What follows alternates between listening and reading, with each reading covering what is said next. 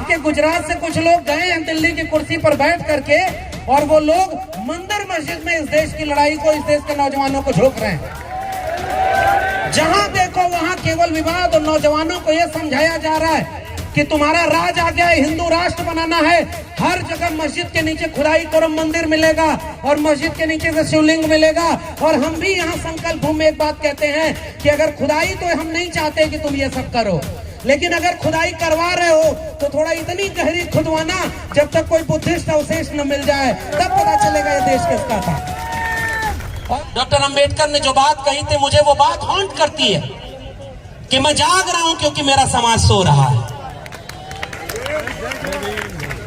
अब क्या हो रहा है ये तो आप देख रहे हैं, यही देख रहे हैं। मंच पर एक आयोजन करना मुश्किल हो जा रहा है। डॉक्टर अंबेडकर और बुद्ध की बात करने वाले लोग अगर इस मंच के आसपास आकर के अपने गुस्से को न रोक पाए तो माफ करिए, आप बुद्ध की बात नहीं कर रहे, आप उस विचार पर नहीं चल रहे। हम सब की नाक लंबी हो गई है, दिल छोटा हो गया है। हम सब अपने से आगे न किसी को शुद्ध अंबेडकरवादी खोजते तराजू लेकर। और मैं तो साहब ओबीसी समाज से आता हूं। मैं बहुत ज्यादा भाषण देने की बजाय मैंने पहले ही कह दिया, मुझसे ज्यादा सम्मानित लोग, मुझसे ज्यादा मेहनत करने वाले लोग, और मेरी जितनी उम्र है उतना तो लोगों ने संघर्षों में लगा दिया। वो लोग मंच पर सामने बैठे, उनके सामने मैं क्या बोलूंगा। लेकिन मैं एक बात कह रहा हूं, हमारे यहाँ तो पता ही नहीं था, और इस देश में जो साजिश की गई वो इस देश के ताकतवर बुद्धिजीवियों ने, देश चलाने वालों ने की, कि उन्होंने आजादी के बाद डॉक्टर अंबेडकर को मिटाने की सारी कोशिश कर डाली। और मैं विश्वविद्यालय में पढ़ाता हूं, वहीं से एक रेफरेंस लेकर एक बात केवल कर रहा हूं। उन्होंने सिलेबस में डॉक्टर अंबेडकर को नहीं रखा, उन्होंने लाइब्रेरी में डॉक्टर अंबेडकर की किताबें नहीं छपने दी, उन्होंने नहीं पढ़ने दिया कि डॉक्टर अंबेडकर कौन थे, महात्मा फुले कौन थे, पेरियार कौन थे, और तमाम लोगों का विचार क्या था। उन्होंने कोशिश की थी कि डॉक्टर अंबेडकर को आजादी के बाद मिटा दिया जाए। लेकिन हम तो साहब वो लोग हैं जो जमीन में बुआई के बाद फसल लहलहाए, वो नहीं। हम तो वो बीज हैं जो यूं ही फेंक दिए गए थे, लेकिन वो जमीन फोड़कर बाहर आ गए और आज अपना हक इतिहास मांग रहे हैं।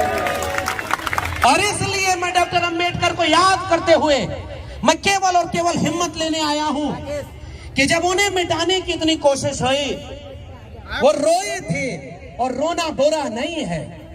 वो रोना डॉक्टर अंबेडकर ने अपने लिए नहीं रोया था। उन्होंने ये सोचा था कि जब मेरे साथ, मैंने इतना पढ़ा लिखा, मैंने विदेश से डिग्री ली, और मैं इतनी बड़े ऑफिसर की पोस्ट पर बैठ करके नौकरी कर रहा हूं, और जब मेरे साथ इतना जातिवाद हो रहा है, तो कल को इस देश के दलित, पिछड़े, आदिवासियों, मजलूमों, किसानों और गरीब, वंचितों, शोषितों के साथ कितना बड़ा जातिवाद होगा, यह सोचकर डॉक्टर अंबेडकर रोए थे। और तब उन्होंने संकल्प लिया था कि मैं एक ऐसा भारत बनाऊंगा, और वो भारत उन्होंने बनाने की नींव तो 1950 में रच दी ना। भारत का संविधान लागू करके एक मौका दे दिया कि जाओ इस देश के लोगों, इस देश के दलितों, पिछड़ों, आदिवासियों, हमने तुम्हें हक और अधिकार दे दिया है। वो भारत का संविधान तुम्हारे लिए एक ऐसा हथियार है कि जब इस देश में कोई भी तुम्हारे हक हुकूक को छीनेगा, तुम्हारे ऊपर अत्याचार करेगा, तो तुम लड़ने के लिए भारत का संविधान आगे उठा लेना। ये हिम्मत हमें डॉक्टर अंबेडकर ने उस संकल्प के बाद चुकाई थी। और मैं एक पक्ष, उन्होंने, राजेंद्र पाल जी ने, भीमराव जी ने हमारे पहले रख दी कि उन्होंने एक संकल्प 1956 में लिया था कि मैं इसे प्रबुद्ध भारत, बौद्ध में भारत बनाऊंगा। और मेरे लिए बौद्ध में भारत का अर्थ ये नहीं है, भिक्षु जी लोग बहुत सम्मानित लोग हैं, मंच पर बैठे हुए हैं। बौद्ध धर्म का मतलब हमें जनता को ये समझाने की जरूरत है साहब कि हमें अपना चोला बदलने की जरूरत नहीं है। ये लोग तो और आगे बढ़कर के त्याग और तपस्या कर रहे हैं। इस देश के सामान्य लोगों को बुद्ध को पहनने ओढ़ने की नहीं, अपने दिल में बसाने की जरूरत है। प्रज्ञाशील, करुणा, समानता और न्याय का विचार जो मानता है वो सब बुद्धिस्ट है। और मेरे लिए बुद्ध एक विचार का नाम है, मेरे लिए बुद्ध एक दर्शन का नाम है, और मैं चाहता हूं कि मैं उनके दर्शन और विचार को थोड़ा सा जी सकूं। और इसलिए मैं दूसरा पक्ष केवल रखकर अपनी बात विराम दूंगा कि दूसरी तरफ आज तो खुदाई हो रही है। गौतम साहब ने बोला कि जहां खुदाई करो वहां बुद्ध मिलते हैं। और कुछ लोग जो यही गुजरात से निकले हैं, मैं गुजरात देख के पहली बार आया हूं और इसलिए कुछ और बात भी बोलूंगा।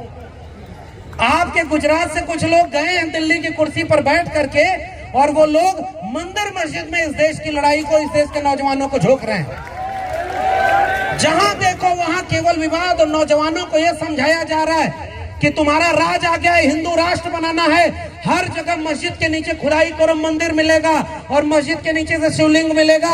और हम भी यहाँ संकल्प भूमि में एक बात कहते हैं कि अगर खुदाई तो हम नहीं चाहते कि तुम ये सब करो, लेकिन अगर खुदाई करवा रहे हो तो थोड़ा इतनी गहरी खुदवाना जब तक कोई बुद्धिस्ट अवशेष न मिल जाए, तब पता चलेगा ये देश किसका था। और इसलिए वो जो दूसरा काम कर रहे हैं वही अपील और वही गुजारिश आपसे करने आया हूं। साथियों, हम सब जगे हुए लोग हैं, इसलिए आज यहाँ हैं। हम लोग अगर जागरूक लोग ना होते, बाबा साहब और बुद्धा को मानने वाले लोग ना होते, तो आज कहीं कांवड़ हो रहे होते, किसी धार्मिक कार्यक्रम में होते। लेकिन आज हम यहाँ हैं तो हम जागरूक हैं। और इसलिए मैं आखिरी बात कह के जा रहा हूं कि जो हमला हमारे ऊपर हो रहा है, बहुत बातें होंगी और कहीं ऐसा ना हो जाए कि आप लोग भी केवल औपचारिकता निभाने के लिए यहाँ आए और कल से फिर हम लोग भी अपने काम में लग जाएं। संकल्प अगर मुझे लेना होगा तो मैं क्या संकल्प लूंगा? मैं इस मौके का केवल एक इस्तेमाल करना चाहता हूं। वो संकल्प ये होगा कि डॉक्टर अंबेडकर ने जो ख्वाब देखा था उसमें सबको शिक्षा मिले, ये सबसे पहले ख्वाब था। शिक्षा कौन सी? डिग्री वाली नहीं। उन्होंने कहा शिक्षा वो शेरनी का दूध है, जो पिएगा वो दहाड़ेगा, वो वाली शिक्षा। और इसलिए मैं कह रहा हूं आज इस देश में शिक्षा को बर्बाद किया जा चुका है। और मैं विश्वविद्यालय में पढ़ने पढ़ाने वाला एक विद्यार्थी, एक शिक्षक आपके सामने आपके साथ एक संकल्प लेना चाहता हूं। कल्पना करिए अगर इस देश के स्कूल कॉलेज विश्वविद्यालय बर्बाद हो गए तो हमारे बच्चों का क्या होगा? क्या हम बाबा साहब के सपनों को पूरा कर पाएंगे? जब उन्हें शिक्षा ही नहीं मिलेगी, रोजगार नहीं मिलेगा, तो कल को कोई भी उन्हें दंगाई बना लेगा। अगर हमारे मिशन मूवमेंट में शिक्षा को बचाने का सवाल नहीं शामिल है, रोजगार का सवाल नहीं शामिल है, और भारत के संविधान और मंडल कमीशन, ओबीसी समाज के लोग, कल तक उनको कहा जाता था कि वो सारे कांवड़ हो रहे हैं, और जब मैंने इतिहास पढ़ा तो कहा नहीं साहब, 1948 में बैकवर्ड क्लासेस लीग का अधिवेशन लखनऊ में होता है और उसकी अध्यक्षता करने के लिए पिछड़े समाज के लोगों ने बाबा साहब अंबेडकर को लखनऊ बुलाया था। तब मैं देखता हूं कि हम तो पहले से ही एकजुट रहे हैं। बाबा साहब के गुरु तीसरे थे वो ज्योतिबा फूले, किसान कुणबी जाति के, शाहू जी महाराज ओबीसी जाति के। हमें दूसरा संकल्प ये लेना है कि हम इस देश के नौजवानों को, जब भारत 100 साल पूरा होगा, आजादी के 100 साल पूरे होंगे, तो हमसे लोग पूछेंगे कि आपके सामने भारत का संविधान भी लागू था, थोड़ी सरकारी शिक्षा थी, थोड़ी सरकारी जमीनें थी, थोड़ा भारत का संविधान और मंडल कमीशन भी लागू था।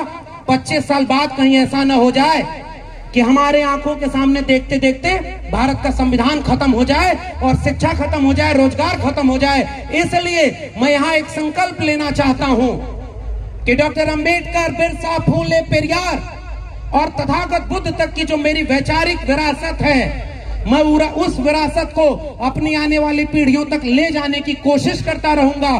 शिक्षा और रोजगार को, भारत के संविधान को बचाने के लिए जब तक सांस बाकी है, एकजुट होकर के जाति से जमात की तरफ वाला जो मिशन है उसको लेकर के 90% वंचित शोषित लोगों का भारत, जो सबसे बड़ा राष्ट्रवाद है इस देश के दलित पिछड़े आदिवासी ही कर रहे हैं। हमारे पुरखों ने इस देश को बनाया है और हमें ही इस देश से बाहर किया जा रहा है। आइए संकल्प लें कि हम सब अपने नाक को छोटी करेंगे, दिल को बड़ा करेंगे, जाति से जमात की तरफ बढ़ेंगे और 90% लोग एकजुट होकर के इस देश में भारत का संविधान, मंडल कमीशन और तथागत बुद्ध से लेकर के बाद तक की जो विरासत है, वैचारिक विरासत, उसको लागू करेंगे।